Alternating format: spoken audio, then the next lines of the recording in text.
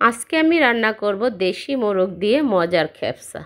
Hello viewers, আসসালামু আলাইকুম। আশা করি সবাই ভালো আছেন। চলে আসলাম প্রতিদিন রান্নাঘরে। খেপসা রান্না করার জন্য প্রথমে আমি কিছু কাজু বাদাম ভিজিয়ে রেখেছি। আজকে আমি খেপসা রান্না করব ফ্রেশ নাজিসের চাল দিয়ে। হাফ কেজি চাল নিয়েছি আর একটা দেশি মোরগ নিয়েছি বড় সাইজের। চালটা আমি ভিজিয়েছি। চুলে একটা কড়াই দিয়ে যথেষ্ট পরিমাণ দিয়ে দিলাম পানি। পানিটা বলক আসার পরে দিয়েছি কিছু গরম মশলা আর 1 চামচ লবণ।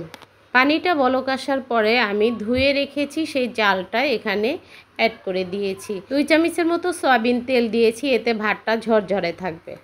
কাজু বাদামগুলো আমি বেটে নিচ্ছি আর 3 টুকরা পেঁপের খোসা নিয়েছি। এতে কি হবে, মাংসটা সফট হবে। রাইসটা আমার 80% সিদ্ধ হয়ে গেছে, আমি নামিয়ে নিয়েছি, ছাঁকনিতে ছেঁকে নিয়েছি। ভাজা জিরার গুঁড়া দিয়েছি 2 চামচ, এটাও আমি বেটে নিচ্ছি। চুলে একটা কড়াই বসিয়ে হাফ কাপ সরিষার তেল দিয়ে কিছু পেঁয়াজ কেটে দিয়েছি, সেটা আমি বেরেস্তা করে নিচ্ছি। 1 চামচ দিয়েছি ধনিয়ার গুঁড়ো আর পেঁয়াজ আছে 3টা কেটে নিয়েছি, 8-10টা কাঁচামরিচ, এগুলো সব বেটে নেব। পোস্তদানা নিয়েছি 1 চামচ, এটাও আমি বেটে নেব। এবার টক দই বানানোর জন্য গুঁড়ো দুধ নিয়েছি 2 চামচ। তারপরে অল্প একটু গরম পানি দিয়ে 1 ফালি লেবুর রস দিয়ে আমি হাতে টক দইটা বানিয়ে নেব। ঢাকনা দিয়ে রেখে দেব 2 থেকে 3 মিনিট। রান্নার আগে রান্নার উপকরণগুলো সব কিছু রেডি করে নিচ্ছি আগেই। দেখেন কত সুন্দর টক দই পড়ে গেছে। আমি টক দইটা হাতেই সবসময় বানিয়ে নেই ঝটপটভাবে। টক দইটা আমি মুরগির উপরে দিয়ে দিয়েছি, তারপর লবণ দিয়ে মুরগিটা ম্যারিনেট করে নিচ্ছি। দিয়ে দিলাম বেরেস্তার তেলটা। মোরগটা সাইজে অনেক বড় ছিল, দেখেন মাংসগুলো একবার কালো কালো হয়ে গেছে।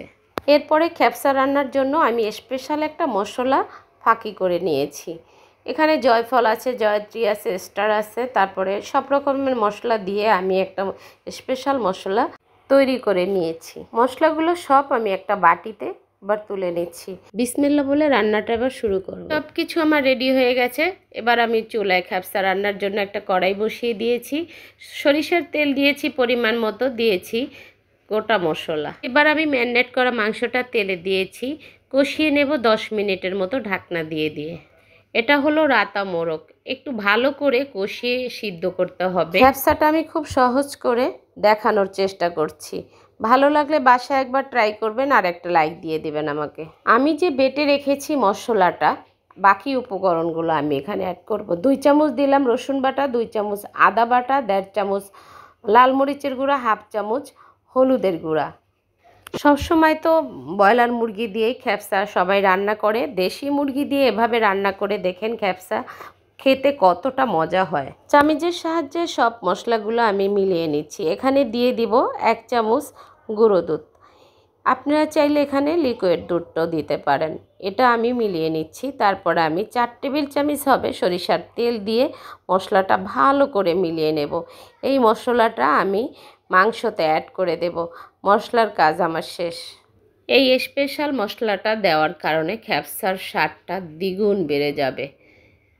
আমি কিন্তু সব গুঁড়ো মশলাটাও বেটে নিয়েছি আর আস্ত মশলাটাও বেটে নিয়েছি। এবার দিয়েছি একটা টমেটো কেটে। আপনারা চাইলে এখানে টমেটো কেচাপটাও দিতে পারেন। আমি সবসময় রান্নার ক্ষেত্রে ফ্রেশ টমেটোটাই ব্যবহার করার চেষ্টা করি।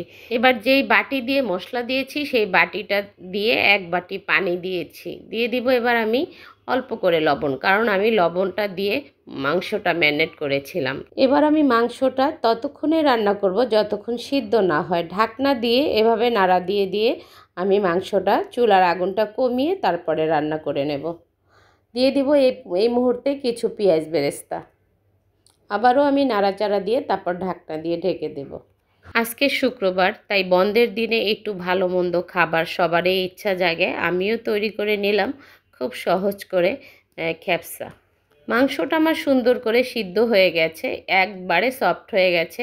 দেখেন তেল উঠে গেছে। এই তেলেই আমি দিয়ে দিচ্ছি অর্ধেকটা রাইস। তারপরে আমি ওপরে মাংসটা আবার দিয়ে বাকি রাইসগুলো উপরে ছড়িয়ে দেব।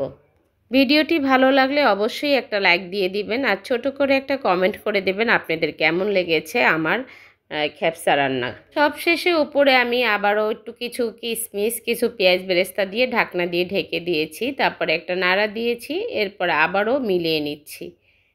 আমি খেপসা রান্নার জন্য যেই মশলাগুলো ব্যবহার করেছি সেই মশলাগুলো খেপসা রান্নায় অবশ্যই ব্যবহার করবেন আর এভাবেই রান্না করবেন।